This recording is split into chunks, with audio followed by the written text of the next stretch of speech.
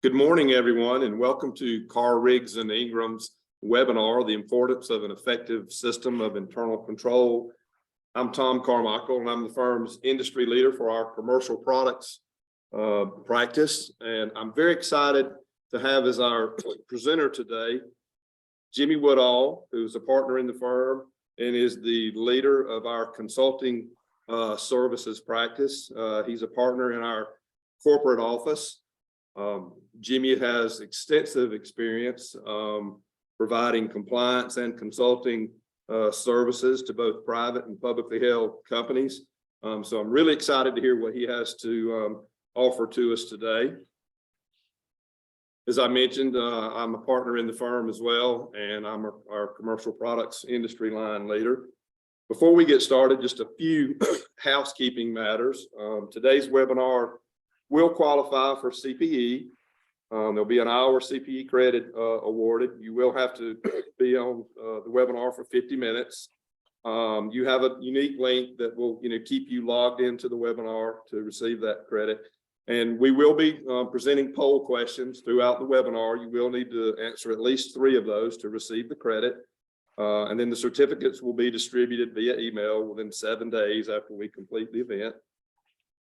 They'll be delivered from a Carr, Riggs, and Ingram named domain there. And if you have any questions about the certification process, you can send those to marketing@cricpia.com. There will be PDF handouts that will be available. They'll be available and accessible for download through the Zoom chat. And we're going to have room for questions at the end, but we certainly have a Q&A feature in Zoom. So certainly feel free to offer any questions that you have there. We will do our best to answer them as we go through. But if not, we will certainly be able to research those and provide you some feedback on those maybe at a later time. So with that, Jimmy, I'm going to turn it over to you and look forward to hearing what you have to say. All right. Appreciate it, Tom. Thanks to everybody again for joining us this morning. We appreciate it. I enjoy the opportunity to talk about internal controls. A lot of people don't get into that, but I like it. I think this is an area where firms like CRI can do a lot to help clients, help small businesses in terms of identifying risks that they may have and finding solutions to those risks. So it's always a good topic for me because again, we enjoy that and love the opportunity to help folks out. So I do want to say today that our agenda, you can see our agenda here on the screen, and I'll go through that. We're going to do this again. We've got the confines of a 1 hour time frame here. I was telling Tom, before, it's like when we teach this information to internally, and we train our folks on this over this framework that we're going to talk about and talk about internal controls. We usually do it in about 4 days. It's about a 4-day class for our internal staff and everything. So what we're going to talk about today is going to be at a very high level, about a 30,000 foot level. But we're going to talk about just saying. Hopefully giving you some ideas of saying, these are some things I didn't think about. These are some possibilities that, that I might want to look into in terms of helping establish my internal controls, improve my internal controls, and try to make them more effective for my business. And hopefully that'll lead to situations, where again, you feel like you've got better reporting, you've got better, more efficient processes in place that will lead to more profitability for you. So as we get started with this, we're going to talk about just kind of overall what a system of internal control is and what that means. That's going to kind of go into the second point there that you'll see will be the overview of the Koso Framework. That's the most widely used framework that's out there. There's several different frameworks related to internal control, but Koso is probably the one that's used by about 90% of companies out there that we see and we work with. And so it's a good framework. Big fan, and it does a lot toward illustrating a lot of the points of how it works and how it benefits and limitations and different things like that. So we're going to talk a little bit. We'll talk about an overview of that, and then we'll move into the 5 main pieces or the 5 main components of internal control. And those will be your next items that you see there. It'll be the control environment, the risk assessment segment, the control activities themselves, information and communication, and monitoring. And what I'd like to do in each one of these is just kind of give you an overview of hey, what is, we talk about this, but what does it mean? What are these things? And why they're important, And then we'll talk about some maybe some again, not an all-inclusive list, but some high-level examples of some things that maybe you might want to think about implementing if you've not implemented, or give us a call or give someone else a call in terms of helping you get some of that stuff in. Okay. All right, so let's move into our first section here on systems of internal control. So what is a system of internal control? It's something it's going to encompass, really it encompasses a risk assessment in terms of trying to identify what your risks are, where you need controls.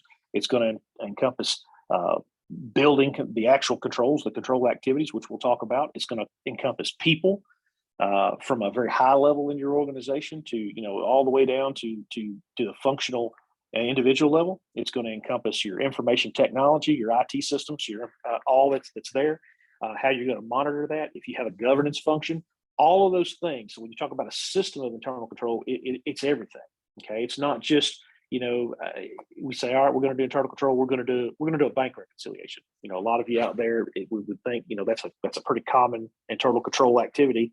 And we think of that, but the system of internal control encompasses all of these things. It's people, it's technology, it's processes, it's all of that stuff.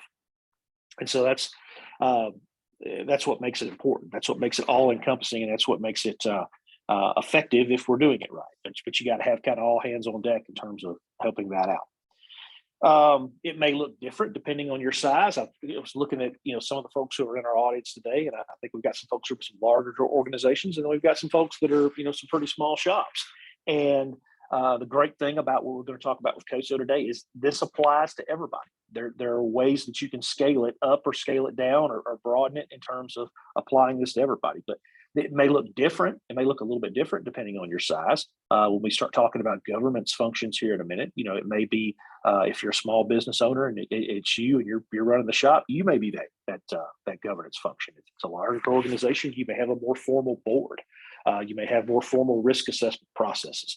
But those things are, it just depends. But it's scalable depending on your size. Okay. So any system of internal control, it needs to be agile. So when we talk about this, it needs to be able to move with size, like we just talked about, but also with changes. So if you've got changing business models, if you're moving toward a greater dependence on technology, or I would think this would be rare, but a less dependence on technology. It seems we're more dependent on technology all the time, but as these things change in your organization, you need to be able to take your internal control structure and you need to be able to apply that and move it and make it work for what you need. So there's a lot of things that that affect that, and so you want this to be able to be agile and to be able to be to change as you change. But a system also, again, you've got agility, but you also want to make sure that if you've got an effective system of internal control, it does have some more demands. There's some rigorous, adherence to certain policies and procedures and things you do to it. So there is some rigor to it, but there is some. It also needs to be adaptable. Let's look at our second bullet there that we got in terms of what a system of internal control could do. It's going to help organizations adapt to changing environments. Like I said, we just talked about that. Mitigate risks to acceptable levels. We'll talk about that more in a little bit about what is an acceptable level and what is not an acceptable level. And the last bullet point there is the one I probably like the most on the slide. It supports sound decision making and governance. If you've got a system of internal controls in place, it kind of keeps you out of the ditches, for a lack of a better term, keeps you on the road and lets you know kind of what your boundaries are, and it gives you, it's there to give you good information. It gives you effective and efficient operations, and it helps you decide where you want your business to go in the future. So it gives you, it's like a baseline. It's like a I guess a standard or a guide to help you in terms of your decision making. So and that's never a bad thing when you've got something that can help you make sound decisions in your business. All right. So the definition, if we're going to define what internal control is, you can see it there on the screen. First of all, it's a process, right? And I tell everybody this. Whenever we go out and do internal audit work, we talk to clients, everything. Hey, this is not a one-time thing. This is not something that we're going to come in and we're going to say, all right, we're going to put some controls in place and show you how to do this, and then then we walk away and it's done. Somebody, you as in management, this is all directed at management. This is a management function. This is not something you would necessarily see from external auditors, but this is management. But it's a process. It's going to require a constant. It's a cycle of we look at what we've got. We look at our risks. We apply a response to those risks. We monitor how that's working, and then we go back and we do it all again. And it's a constant cycle of doing that. And that's what helps create an effective system. So it's a process. The second piece there you see in the definition, it's affected by people. Now, I talked about people being part of the system of internal control, but it's affected by people. It's not just policies and procedures or manuals or IT systems, but there are people involved in this that are making judgments, making decisions, and they're taking actions at every level of your organization. So people are a big part of that. Number three, or the third piece there, I guess, it's geared to the achievement of objectives. And we'll talk more about what those objectives look like and how they fit into the Koso framework here in just a second. But that's the whole point, right? So there's things that you're trying to accomplish as a business. There's things, or an organization. I'm using small business, but I know we've got some folks out there that are part of some not-for-profits and are part of some local governments. You've got objectives too in your organizations. There's things that maybe your legislative body or has dictated that you need to do, or there's certain accomplishments or things that you're trying to accomplish through your not-for-profit. And so all of those are there, right? So internal control is geared to help you achieve those things. Number four, or the fourth thing I've got on here is to provide reasonable assurance, and that's key because there's no absolute assurance in this. All right, so internal control is great, but it's not absolute. There are things that can go wrong when humans get involved. We said this is affected by people, but when humans get involved, things can still mess up. But you want reasonable assurance that you're meeting your objectives. And then the last part of the definition there is that it's adaptable to entity structure. And I touched on that already, and I want to continue to touch on that. Is that it is it depends the size of your entity, but this thing is flexible and it's scalable. But you want this within your organization. You want it to be able to apply all the way up to a board of directors or whoever you've got in charge of governance, all the way down to a subsidiary, a division, an operating unit, or process. So you want to make sure those things are scalable. But that's the great part of internal control. That it applies to all of these things. All right, so it's just some general benefits. Again, we touched on this about decision making, but it gives you confidence regarding the achievement of your objectives. So, whatever it is you're trying to do, and again, I'm going to touch more on objectives in a second, but whatever you're trying to do with your organization, it gives you confidence that you're doing those things, that you're accomplishing those things in the most efficient and effective manner. It gives you feedback on how your business is functioning. And we'll talk again later about information and communication, but being able to get reports, being able to look at monitoring and seeing how certain controls functioned and what your goals were in terms of information there. It is or the information is good in terms of helping you see how you perform in a lot of cases. So that's great. So it gives you it works for that as well. Reduces surprises. Who likes surprises? Like nobody, right? Everybody wants to be able to know. You don't want to see something just pop up that's bad that it was kind of building up and nobody knew anything about it. Internal control is great for that. When we get into control activities, a lot of the functions of these things are about preventing errors from occurring or detecting them once they have occurred, so you can make fixes and you can get those corrected. And so it reduces surprises. And so that may be one of the single biggest benefits of a system of internal control is doing that. Increased efficiency with functions and processes. Talked about that. Provides basis for decisions where judgment is needed. That goes back to that management, making sound decisions. And so a lot of times, when decisions are more subjective, but you've got information that is provided to you by internal control, or functions of internal control, like information and communication, like monitoring function, which again we'll talk about. I don't want to get too ahead of myself, but that helps, right? So it provides a basis for those decisions, and that's always good. And then management improvement, and that kind of feeds into the same item there. All right, so limitations. I touched on this, and again, if you guys got questions, type those in, and we'll Tom will make sure we get those and read them. I am probably going a little bit a quicker clip on this.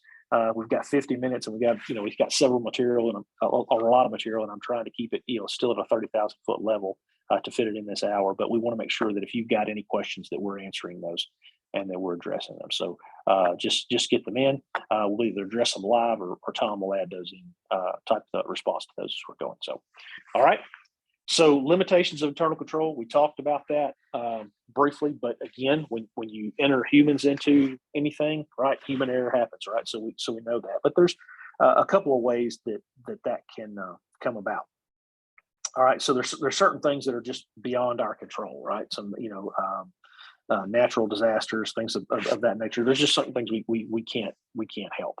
But then when you get into management, if you've got somebody who's just willing to override the control, like if there's certain things that are in place, but somebody's just saying, they're going to override it or go around it or work around it, they're not giving the controls a chance to function. And so that could be an issue as well. All right. And then there also, like I said, when you get into going back to the things that are beyond our control, a lot of times there's external events. There's things, like COVID that are completely beyond our control, natural disasters, other things like that we just can't control, and they could have an effect on our ability to perform the control functions that we're trying to do. All right. We're doing a poll question. So it's time for our first poll question.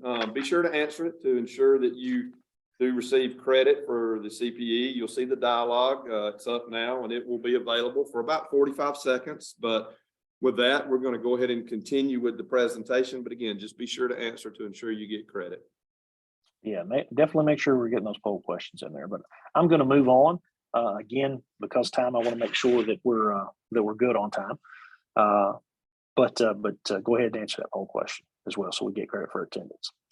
So moving into the next section here, where we talk about the Koso framework. Hopefully, maybe you've all seen this cube that's out there. This is the illustration that shows the Koso framework model, and all sides of the cube matter. But I want to start by looking up there at the top. So you see this thing says operations, reporting, and compliance. And so those are the objectives. So those are the things that you as management of your organizations are trying to accomplish. So let's talk about it. So the operations, it's just like what it sounds. It's your basic mission and vision of your organization, what you're trying to do. If you're a for-profit company, you're trying to make money. All right. If you're a government organization, you're trying to carry out the things that were laid out by your legislative body or your city council or whoever, things that you need to do. Reporting, that's going to be, well, let's go back. I'm not finished with operations yet. So if you are let's say if you're not for profit, that you've got certain missions there that whatever your function is and what you're trying to accomplish with with whatever that not-for-profit agency is. So think of operations in terms of it's probably the most encompassing one, but think of it as in terms of you're trying to improve productivity, you're trying to avoid waste, you're trying to avoid rework. Think of things like you're talking about innovation here. You want to support innovation, employee satisfaction. All of those things kind of go into operations. The one thing that goes into operations that particularly for those of you that are small business owners out there is the safeguarding of assets. All right. So when you think about theft, when you think about losing things and stuff like that, mostly theft and fraud and those type of things, these all fall in operations. These are considerations of your operations. They affect how your entity operates.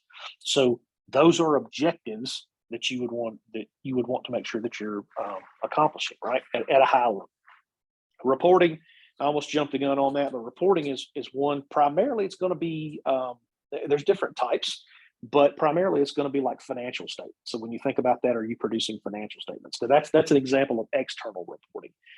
You could have internal reporting where you provide different reports to different departments or different layers within your government or within your not-for-profit or within your organization, whatever that is, whatever that organization looks like. You provide different reports to that. Okay, so the external, you could have external non-financial. That doesn't have to necessarily be financial statements. It could be maybe some type of report that you give to a citizens group or some type of regulatory body or something like that. So you could have, there's different ways that you go reporting. The one that's most common and the one that we think about in the accounting world is financial reporting. And so the controls that we talk about that relate to financial reporting have to do with those around the financial statements. Okay, so that's a big piece of that. The last one there, compliance, has to do with laws and regulations. All right. So again, there's objectives and certain things you want to make sure that if you are subject to a certain regulatory agency that requires you to do certain compliance things, you want to make sure that you're meeting those, right? So that's a big deal. And then of course you want to make sure that you're responding to all applicable laws for your jurisdiction. Now let's look at the front. Let's look at the front face of that cube there. And this is where we're going to talk about the 5 components. And I'm not going to get into a lot of detail on these because we're going to get into detail on these later throughout the portion of the slideshow here. So control environment, that's the big one. It's kind of like, we'll talk about the tone at the top. It kind of sets the foundation for everything else. Risk assessment is where you look at and trying to determine what are my risks? How do I know what they are? How do I know how big of an impact they'll have? What am I willing to tolerate? What am I not willing to tolerate? Control activities. That's where the actual when we think of controls, that's where those things go in. And those are policies and procedures that go in to address the items that we find in our risk assessment. Information and communication is how do we know that we've got everything there, that we're collecting all relevant information to help us process and apply the correct controls, and that we're reporting the appropriate results of those, and that our transactions are being processed appropriately. And then the last one is monitoring, and it's kind of like the gut check on all the other 4 to make sure everything else is working. Okay, so then let's look at the side of the cube over here that you see: entity level, division, operating unit, and function. And these things are this is just to illustrate that your objectives up top and your components on the front of the cube, that they apply to all levels. At the entity level, the overall broad wide range at the top, and then you can take it down to the division, take it down to all the way down to the individual functioning level. And that's important because you get into what's called sub-objectives, right? So sub-objectives, you got your objectives at the top that are generally broad. Like I said, if I'm a for-profit company, my I maybe say, all right, my big subjective is to function and make money. But then you have sub-objectives that may go down to different levels, and so those need to be pretty specific when you're going through this. And so, let's say an example would be like a procurement department or a purchasing department within your organization, and that may be, you may say, we want to purchase goods that meet specific engineering requirements. Okay, or we want to purchase goods that are from certain companies that meet environmental or health standards, and we know they're not like running a sweatshop or something like that. Or we want to be able to negotiate acceptable prices for the items that we purchase. Those are all things that, again, that go from the top, from the overall objective, down to various levels and in detail. And those are just called sub-objectives, like I said. But you want to be very, very specific, because the control is not just going to be at the top. Of course, it's going to be at the top, but you want that control to carry down all the way to that function unit. And so you need to be able to identify specific objectives all the way down to those units. All right. The way that the framework is set up, it's got these things called principles and points of focus. And so there's 17 principles that are spread across those 5 components that we just talked about. And they represent fundamental concepts that are associated with each component. And they apply. You've got to have all 17 apply to having, when you talk about an effective system of internal control, you've got to have all 17 what we call present and functioning. I'll talk about that a little bit more in a second, but all of those have to be there. And so we're going to at a high level kind of go through those here in a few minutes. But then you got this thing called points of focus. And so each component has its set of principles, and each principle has got its points of focus. And the points of focus are characteristics, but not all of those may be relevant. All principles are relevant, but maybe not all points of focus within the principles are relevant.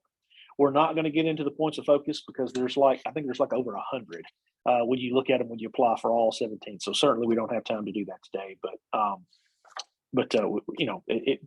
it's important that you know that those are part of the framework and how that works. All right, so controls to affect principles. What does that look like? So embedded in the process, remember, internal control is a process. It never stops. But you've got these things called policies and procedures. That's really how you as management, how you enact your control, right? So your management or your board, they create policies of what they want done to make sure that the control is in place. And the procedures are basically acting out those policies. They're carrying out those policies. All right, so it's important that the organization selects and develops controls that apply and are appropriate for those.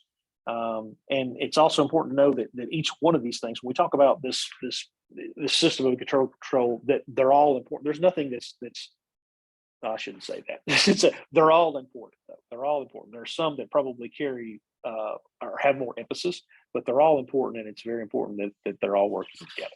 Okay. All right. So effective internal control. What does that look like? It looks like that we are reducing risk to an acceptable level. Again, we talked about that you can't get to an absolute level, but you reduce it to an acceptable level. And the definition, per the Koso framework, it requires that all of those 5 components and all of those 17 components are what's called present and functioning. Now, what does that mean? Present means that you've got controls that are designed correctly to address the risks that you have in place. So you've got all of these things that are for each one of these control objectives and those principles, and you've got something in place that addresses one of those, and it's designed appropriately to do what it's intended to do, and it's in place. Functioning implies that it's operating consistently. It's working over and over and over again. So it's doing what it's supposed to do. I touched on this already, but it requires the 5 components. They have to be operated together. And then, of course, management needs to do an assessment of those. That's part of the monitoring function, and they exercise judgment in those assessments. So, and there's different ways that you can do that.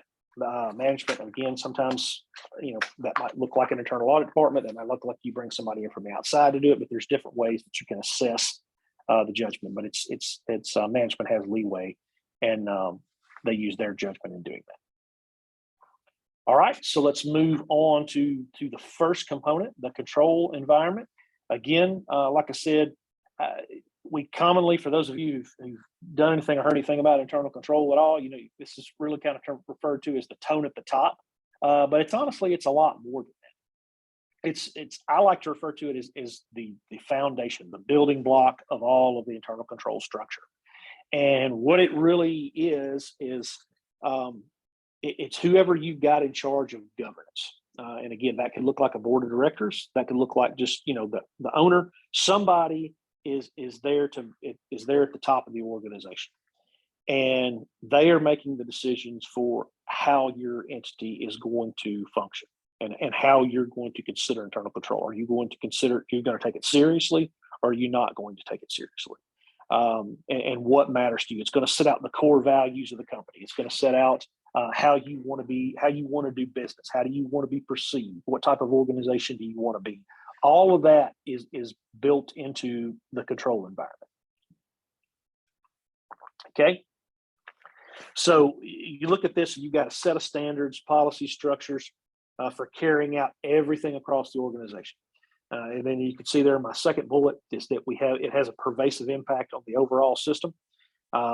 In terms, what your approach is, how you go about assessing your risks, how you perform the control activities, how you use information, and what's coming to and going from that governance function, and how you're conducting your monitoring activities. All right, some advantages of a strong control environment. You demonstrate behavior consistent with the organization's commitment for integrity and ethical values. Very, very important. How does that matter? Again, what is that tone that is being set by those? As that top layer goes, the rest of the organization will follow. And if you're showing a commitment to your objectives, to your mission, to your ethics, to your values, then the rest of the organization follows that. So that's why it's so important to have that strong. The adequate oversight to processes and structures, extremely important. In most of these cases, the way this works is that the board and I'm saying board loosely because again, I know depending on your organization structure, again, that can look different for the size and type of organization that you've got. But that board, for lack of a better term, is they make these decisions. They decide this is how it's going to be. This is what we're going to do. And then they charge senior management. It might be the CEO, might be the CFO, whatever, or some level of management. And I also realize that in some cases, that governance function and top level CEO, top level executives, they may be the same people, and that happens. But they will charge someone beneath them or some function beneath them with carrying out their vision, carrying out the way that they want the internal controls to work, carrying out what their objectives are, and those things. So again, it all starts at the top. Set that tone, set that message of this is who we are, this is what we're going to be, and this is how we work. Okay. All right. So the principles. Again, we said we got 17 principles. The first 5 relate to control environment. And so, like as we just talked about, it's we're demonstrating a commitment to integrity and ethical values. The second one there, we're exercising oversight responsibility. That's kind of what I just talked about. Making sure that management is doing what they're supposed to do. Establishing structure, authority, responsibility. Sorry, tongue-tied there. Demonstrating a commitment to competence. That's very, very important. If management is not doing what they're supposed to do, or the organization is not carrying out what it needs to do, how are you dealing with that? And that kind of gets into the last one there. It forces accountability. What happens when somebody doesn't do what they're supposed to do? What is expected of them in internal control? What happens when they don't do that? What does that look like? And so what I've tried to do with each one of these sections, again, very high level, but I've tried to put just a list together of some examples of some controls and some type things that you might see that relate to this component. And again, certainly not an all-inclusive list. That would depend on your organization. That would depend on a lot of different things. But these are some generic ones. These are some things that you would see that would strengthen your control environment. So a lot of organizations, again, you have standards of conduct. You have and some ethics that maybe employees are required to read and sign, and you do training on those things. But you have established standards. Okay. Processes for deviations of those standards. What happens when somebody does not follow the code of conduct? What happens when they do something different? What are the roles and responsibilities for the board? And again, those should be appropriate, but they should be established. They should be strong in terms of what they're saying. This is what we're going to do. Whistleblower processes. And some of these things you're going to see are going to cross over several of the different components, but whistleblower processes. Again, what type of tone does that set? Is that if something's going wrong, if somebody's not doing what they're supposed to do, we have processes in place that that gets reported to the people that can handle it and can make change. Job descriptions. You might be scratching your head on that one, but that's kind of one where you can lay out and say, this is what this we expect of this position, at this level. They're supposed to do this. That helps with control in terms of performance, in terms of operations, in terms of compliance with certain things. So that's establishment, that's organization. And this is, again, it kind of flows down. The Koso framework uses the term cascades. All right. So everything kind of cascades down from the governance level, the board level, in terms of what we think. And job descriptions help do that. They say this is what is expected at several different levels. We set up an organizational structure. This is who reports to who, and this is the jobs that will fall under that, and this is what we expect of them. Required knowledge, skills, and expertise. That's huge, and that's not just what I would say. We want to make sure we're hiring competent people that can meet these job descriptions and fill these different positions. But you also want to make sure, if you've got a board, if you've got a formal board out there, or whoever's in charge of governance, you want to make sure that you've got people who understand the role to be able to ask the right questions, to be able to get the right information. Do you have someone on your board? Let's just say you're a not-for-profit or you're a government, because those functions are a bit different than a regular for-profit entity, and the board makeup of those organizations. But let's just say you're one of those organizations. Do you have somebody on that board who understands finance and accounting? Do you have someone there who understands certain legal matters, who understands the operations of the company? Do you have someone on there who is independent from management or those you are asking to carry out this function? Somebody that gives you kind of an outside objective look. And you want to make sure you've got those things. All right. Balanced performance measures, incentives, and rewards. Again, that's setting the tone for how your folks are carrying out their responsibilities. Doing things like linking compensation and rewards to performance. Again, providing incentives, not just necessarily punishments, but providing incentives for doing what is expected, carrying out the tone, carrying out the message of the organization. All right, I think we got another poll question.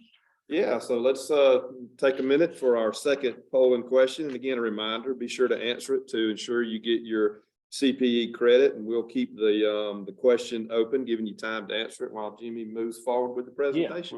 Yeah, we're gonna roll through here. So, all right. So risk assessment. Risk assessment is one. We say you look at the top bullet there. It's a dynamic. It's an iterative process, just like like we've talked about.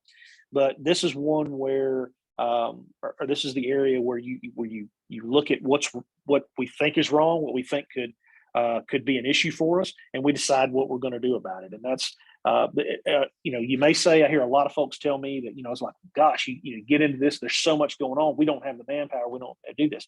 This is a good area that if you've got an internal audit department, that you get them involved and they help you, do these. I used to work, I used to be the director of internal audit for a large multinational organization, and used to do these, and I would love doing it because you get to go and you get to talk to a lot of different people in the organization, and you're just talking to them, like, for your function, what is what's keeping you awake at night, what are the issues to you meeting this objective, and you find those things, and you help build a universe of the risks that you've got there, so you can try to figure out the best way to do that, or to address those. Okay. Last thing that I would say here, once you look at the bullet here, the last bullet that I've got on the slide is that a precondition to risk assessment is the establishment of objectives. All right. So you can't do this. You can't do risk assessment unless you know what your objectives are. All right. You got to know what you're trying to accomplish before you can determine what the risk to accomplishing that is. All right. So, and the next piece of that is, you got to know what your risk tolerance is. So what is risk tolerance? Risk tolerance is like, okay, how much am I willing to accept on this? And so when you think of top level, the top level objectives, risk tolerance is going to be much tighter on the reporting objective and on the compliance objectives, right? So if you have to comply with a certain law or regulation, you can't say, well, I'm not necessarily going to do that. I've got, it's you got to apply or comply with that. Same thing with like financial reporting. All right, you're expecting that your financial statements would be correct. They would be, again, we use the term on the audit side, materially correct, but your wiggle room there is not less. But on the operations, you may have be able to tolerate certain things. And like let's say just some examples of that. Your target is on-time delivery of your products at a 98% clip, right? So you want that. So 98% of the time that's what we're targeting. We're going to deliver on time. But we might also say we're going to accept somewhere between 97% and 100%. So you've got a range. That's your risk tolerance. Let's say we're going to train employees and we expect that 90% of the people that we put through this training is going to pass this course. They're going to pass these things that we're doing. But we also accept that, hey, that's, if we're getting 75%, we're okay with that. We still consider that effective for us. So that's your risk tolerance. Let's just say, last example here on this, you expect, if you get customer complaints, you would expect those to be addressed and back with the customer within 24 hours. That's your policy. That's what you accept. That's what you're trying to go. But you also would accept that hey, some of those may be within 36 hours or 48 hours. That would be your risk tolerance. Okay. All right. So the principles on those, the first we look at is specifies suitable objectives. Again, you got to know what you're trying to do. And again, if it's, if we're going through this information and it's like drinking from the fire hose, and I understand that there's a lot of stuff that comes with this framework, and we're giving it to you in a very, very compact time. That's where, if you can get some internal audit folks or get some folks there to help you to work, maybe you've got a risk management section or department or person in your organization that would help you do this. And again, try to collect all the stuff. The bigger your organization is, the more objectives and then sub-objectives you're going to have.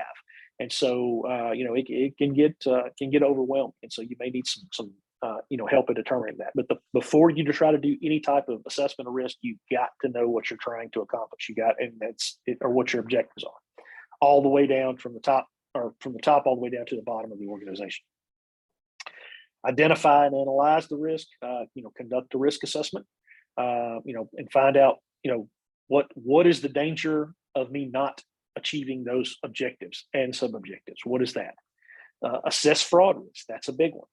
Again, where does fraud come in there? You want to make sure you've got, are there risks, are there dangers of that within my organization? And am I considering that? Number 9, consider changes. All right, everything is, a lot of changes can happen. There could be changes in terms of maybe you're a small organization and you've got some succession items happen. Maybe somebody's leaving, new management's coming in, new person's taking over. You could have changes in terms of we have to move to a new location, or choosing to do that, or choosing to launch a new product line, or changes we're having to deal with COVID-19. We're having to deal with those type of things. We're having to deal with a remote workforce. We're having to deal with finding anybody who wants to come to work. Those type of things. Those are issues we hear out there from a lot of our clients, and so all of those things could be risks. Those are things that you have to that could possibly keep you from achieving your objectives, and so you have to think about them. You have to think about how they're affecting your organization and what are you going to do about it. Okay. I want to go back before I leave this slide real quick, is that the such important in terms of establishing control objectives before you try to do any of this stuff. Again, a lot of places that we've come in and we've tried to do, and help out and do smaller clients and trying to help them with some, I don't want to say quick patches, but inserting certain type of controls. And so when you do that, when you try to come in on the back end and say, all right, we want to implement this control, whatever, and you can put those in there, but that is really ineffective, because if you don't follow this process, again, internal control is a process. And if you don't follow the process, you could be implementing controls that are not addressing your risk. So therefore they're ineffective, and it's inefficient because you may have a bunch of stuff that you don't even need. So very important that you follow the process the way it goes, so the way that it's intended to go. All right, some examples on the risk assessment side. Again, do some objective identifying in terms of what you need to do or what you're trying to do. The risk assessment itself, I've got some things here that I've done in the past in terms of meeting. You would definitely meet with personnel, but different ways that we could do that. consideration of change, consideration of fraud risk. It's kind of a rehashing of the principles, but that's just kind of how risk assessment works. There's no one way to do that. But I would tell you that it involves people. You need to involve everybody at every level of your organization when you're looking at risk assessment and how you're determining what your objectives are, what your sub-objectives are, and how you're identifying risk to those. Everybody needs to be involved, okay? At least management at all those different levels. And then coming out of this, you have to decide, okay, what am I going to do with those? What does this mean on this risk assessment? And so basically there's 4 different things that you can do with risks once you've identified the risks, okay? You can accept it, and that goes back to your risk tolerance, and just say, okay, I've got this risk to this objective. I don't think it's a high likelihood. I'm willing to accept it. We'll just take it and move on. You can avoid it altogether. And that may be, you just decide, hey, this is not something we want to get into. We might exit a certain product line, or say, we're not going to go into this market, or, one that's fairly common that we hear a lot of it is crypto, or accepting crypto as cryptocurrencies as payment for something. Just say, there's a lot of risk and stuff on that. Recently there's a lot of risk, and that just say, we're not going to do that. We're not going to make that decision. We're not going to go down that road. That's something a risk we're just going to avoid. Okay. Reduction of the risk is again, not elimination, can't fully eliminate it, but reduction of the risk is where you design an appropriate control and you put that in place and to reduce that risk. And then the last one is sharing. And typically, if you're going to share the risk with somebody else, that usually comes in the form of, I'm going to do a joint venture with somebody, or I'm going to get somebody to go into this with me, or I'm going to buy an insurance policy that would address it. Okay. Okay. Well, let's get a poll question launched here to be sure that everyone's qualifying for their CPE credit, and we'll leave it open long enough for everyone to answer. And I think, Jimmy, we'll just let you continue with the presentation. Yes. All right. So control activities is the next one here. And so this is what people typically think of when they think controls. These are the controls.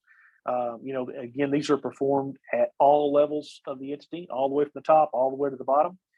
Various stages in the business processes, and a lot of them take place through the form of technology, especially now. So mostly they're, you think about policies and procedures that are put in place. They're preventative or detective. I talked about that already. They should be designed to prevent things from occurring, or detecting them once they occur so that you can do something about them. All right. Third bullet point, or fourth bullet point, serve as a mechanism for managing the achievement of the objectives. That's really the definition of the control. And of course, they can support one or more of the objectives. So the principles on this one are, here they are. So the first one is that management selects and develops the control activities. And they should do this based off of a certain charge or a certain direction from the board or those in charge of governance. But they select, decide, what is most appropriate. What type of control activity do I want to address this? And a big concern, a big function here might be, that you've got transactions, whether accounting, whether operational, whatever. There's a transaction, and there's different facets to that. But you want to make sure that you've got completeness, you've got accuracy, you've got validity of that transaction. There are controls, so you may have controls in place to achieve those objectives, those sub objectives. The controls, I'll go over some on the next slide, but they can take a lot of different forms what these control activities are. One other thing that you need to consider is technology. Okay, so technology can come in 2 forms. It can come in technology that is used to support your business, which let's give an example. Let's say like robotic automation in a manufacturing plant. So that's technology that is supporting the business. Now, is that a control? Not really. That's something that's helping you. That's part of the process. It's a control. I guess you could look at it from a efficiency standpoint, but it's really not a control. What it does though is that it brings up more risks. Okay, because you have risks now that if that's part of your process, that what happens if the technology is not working right? What happens if it breaks down, or certain facets of the robotic automation doesn't get updated? Then you've got another risk involved in that. The second way that technology comes into play is that technology is used to automate controls. So you have technology that's used to support your business, and then you have technology that is used to activate or automate controls, or to push them to a certain way, but it's more automation of controls. And a lot of those are your IT functions, and you'll see a lot more of those. Everybody, I'm presuming on this webinar has got an accounting software, an accounting system, whatever. There are controls that are built into that make sure that your transactions, again, are accurate, complete, and valid as they're being processed. Making sure journal entries go to the right codes, making sure that payables are posted to the right way, and those type of things. Depreciation is accurately calculated. All of those things, that's using technology for controls. And in a lot of cases, depending on the type of environment, type of business that you've got, it may be more appropriate to use those type of controls versus a manual type of control. But they're all there, and that's what Principle 10 here relates to, is that you select and develop the most appropriate control activity for what you've got. But you also want to make sure that you're considering IT there. Number 11, selects and develops general controls over technology. It's what we call IT general controls. And those are controls that have to do with how you access IT, how you access your IT systems, or how your IT systems or applications may be changed or altered in a way. If the programs on those, or the system development life cycle, if you are acquiring or if you are building your own applications. The controls around making sure those work appropriately and making sure who has access to the programs and the databases with those. And so those type of things are general controls. But there's also, again, as we previously talked on Principle 10, there are controls typically called application controls that are within certain facets of or parts of the IT systems that control the business processes themselves. Okay, so both of those are important. So management needs to make sure they're selecting the right controls. They want to make sure they've got the right controls around their IT function, so that nothing gets messed up on the controls that they selected in number 10. And then 12, again, we talk about the policies and procedures. Remember, I said that those were are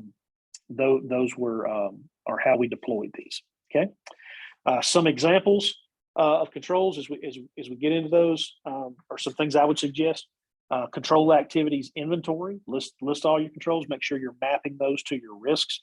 Segregation of duties. This is a pretty common one, and one that that everybody tries to do, but that helps with preventing fraud and things of that nature.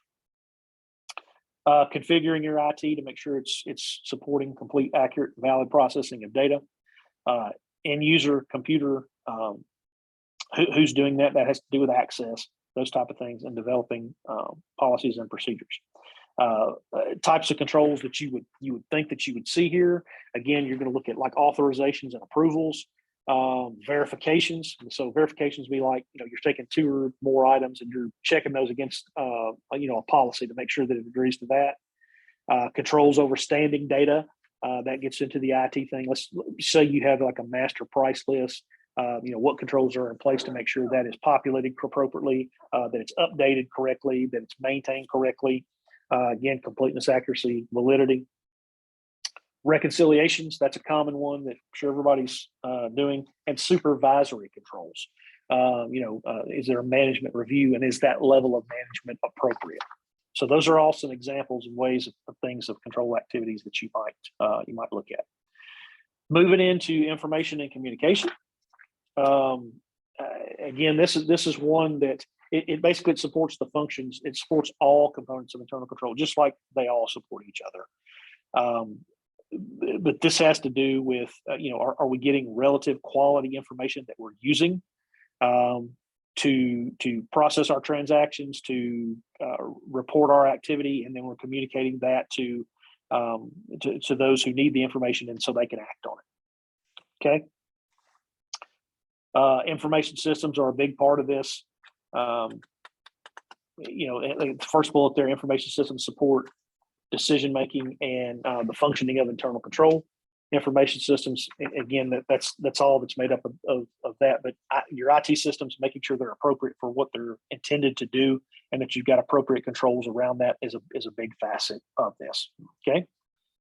Principles here, using relevant information. This is probably the biggest. They're all three important. Again, I'd say 13 and 14 is you want to make sure that what are your controls, what are your processes for communicating to and from people within your organization, and 15 is getting communication from those outside your organization going to and from. And what does that look like? Is that very important, but you want to make sure that it's relevant. It goes back to relevant quality information, knowing the sources. So having controls over the sources of your information, knowing that it's good information in terms that you're using to make decisions, that you're using to process transactions, and that you're using to communicate what you're doing. So when you think about this, when you think about internal stuff, you could be talking about emails, inspections that somebody's doing, minutes or notes from meetings, personnel time reports, some type of reports from maybe from a manufacturing system, whistleblower hotlines. Those are there. When you think about external, you could be getting stuff from your service providers, industry research reports, stuff coming from regulatory bodies, social media, trade shows, those type of things. Those are all examples of sources of data from internal and external sources. Okay. All right. Some examples. Inventory of information requirements. This is a big. So when you're determining what you need and what is relevant information, okay, you have to think. And this goes back to the risk assessment process. What is required? What information do I require to be able to conduct my job, to be able to function in my unit, to be able to meet the objective that I'm trying to meet? What information is required? And that'll tell you, it'll go into, then what information gets me the information that I need, or what source gives me the information that I need, so I can then determine is it quality or not. Definitely use IT applications to process your data. Eliminates human error. As we know, there are risks that come with IT. And that's another course for another day.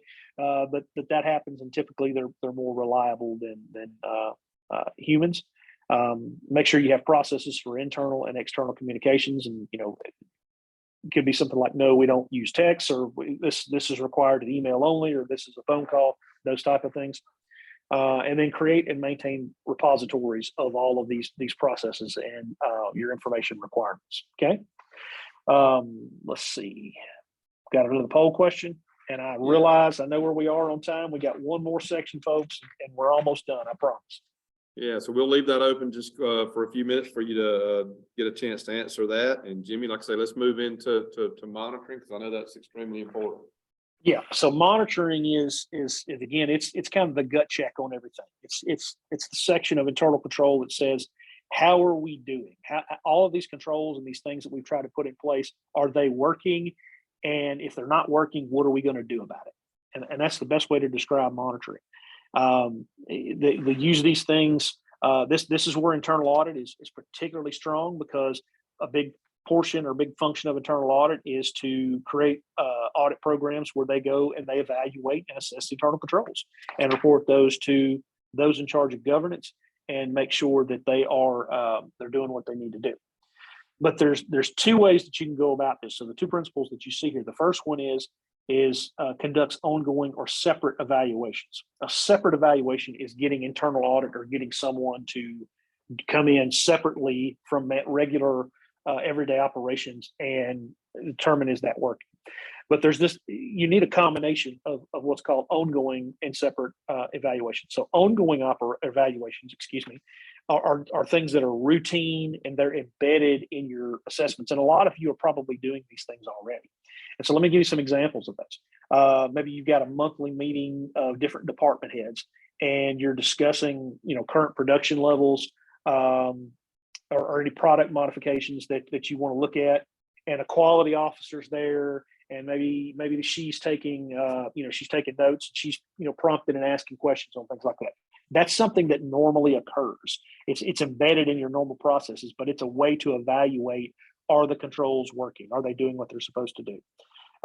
If maybe you've got another example, maybe you've got an embedded, you've got certain approvals set up in an IT system for, so, let's say we've got an expense, we've got an invoice comes in, we've got a way to approve this, but maybe there's an added function in there that's embedded to say, hey, this looks a little unusual. It's outside the normal tolerance of what we've got, of normally what we do, and it kicks out some type of report or something that you can look at. So those things, that's something that's embedded, happens all the time, reoccurs every day, but it is a way to monitor the controls that are in place and whether they're functioning. Dashboards, that's a big one right now that that everybody's got when as they're implementing more data analytics, particularly in production environments, manufacturing environments. And I mean, I say that, but it's I've seen it in healthcare, I've seen it in finance, I've seen it in a lot of different industries as well. But you're using those, and management's looking at dashboards and determining, okay, this is what we did today. These are the metrics. These are the things that occurred. Does that look right? Does that make sense? And you've got controls that are set out there over that production, over that activity. And if they're not working, or they're set up to work a certain way, but if something looks off, that gives management, or gives those who are monitoring those dashboards, that's an ongoing way that they look at those things. Number 17 here, again, if you have deficiencies, if you have things that come up through internal audit or through something that's done every day, what are you doing about it? Okay, so who is that being reported to? An audit committee, a senior management, or a board? Are the people who are responsible for the control, are they fixing it? Is it being done timely? A lot of times we'll see organizations that we tell them that something's wrong with their internal controls or a control, and we come back to do an external audit year after year after year, and it's still there. And so, are they doing anything with it? That gets back to your tone at the top. Okay. Last thing I got here, again, some examples on this. I just touched on it. Establish baselines and metrics of what you should be doing, looking at. Implement data analytics dashboards. Those first two have to do with ongoing operations. The third one there, conduct separate operations. Internal audit's great. Again, if you don't have an internal audit department, you can outsource those to CRI or other CPA firms. Usually have those functions that can come in and can help with that. Make sure you've got processes in place to assess and report deficiencies, and that you're working on fixing those. Okay. So with that, I think that's it. Yeah, I think, Jimmy, we have several questions, but I think, in the essence of time, we will, Jimmy and I will just provide you guys directly some feedback to answer those. And, with that, Jimmy, thank you for some excellent information and background on the importance of an effective internal control system. If there's any questions that you didn't submit, don't hesitate to reach out to either Jimmy or myself, and we will definitely get you some responses back to that. Yeah, happy to do it. And again, I'm sorry these things get rushed. Again, it's just a lot of information trying to get that into a 1 hour time frame. I can talk about this stuff all day. In fact, I have. Absolutely. No.